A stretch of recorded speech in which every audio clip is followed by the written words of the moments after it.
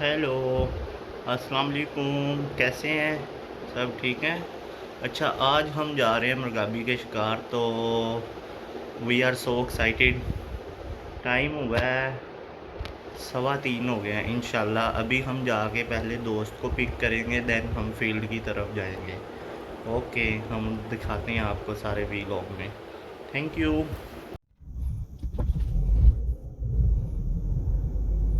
हम रास्ते में अभी मैं निकला हूँ घर से, तो इंशाल्लाह मैं दोस्त को पिक करूँगा इन 20 मिनट में।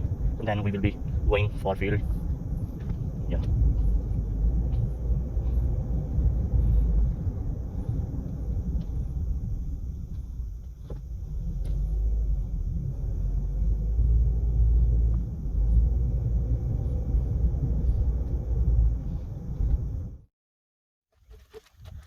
तैयार है? हाँ।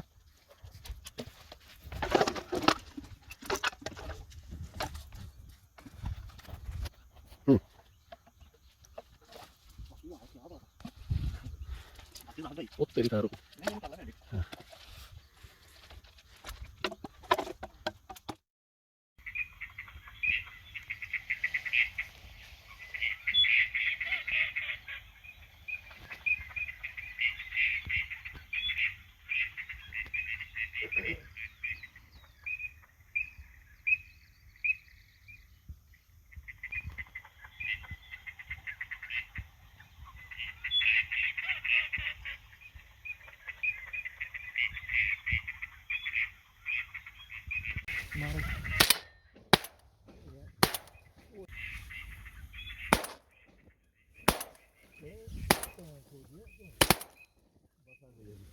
गिरी है ना।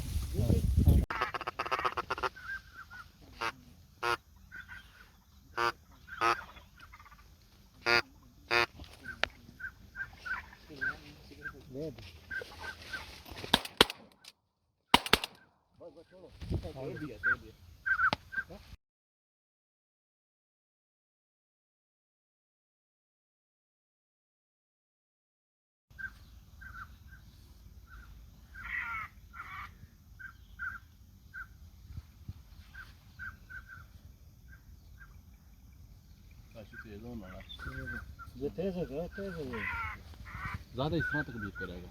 इस तरह कर देना। बिस्मिल्लाह।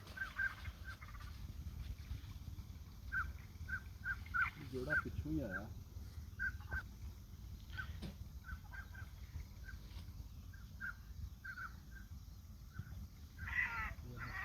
बड़ी दूर गया।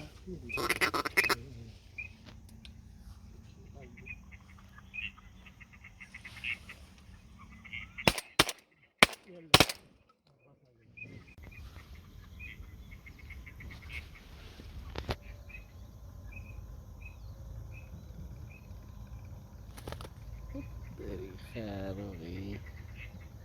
आने जाऊंगा नजदीक मार लिखो जाओ। मार लूँ मैं गन। मार लो ना ना मरना मरना ना ना ना ये पक रोन दे। अच्छा आता है ना उसको लेना चाहिए।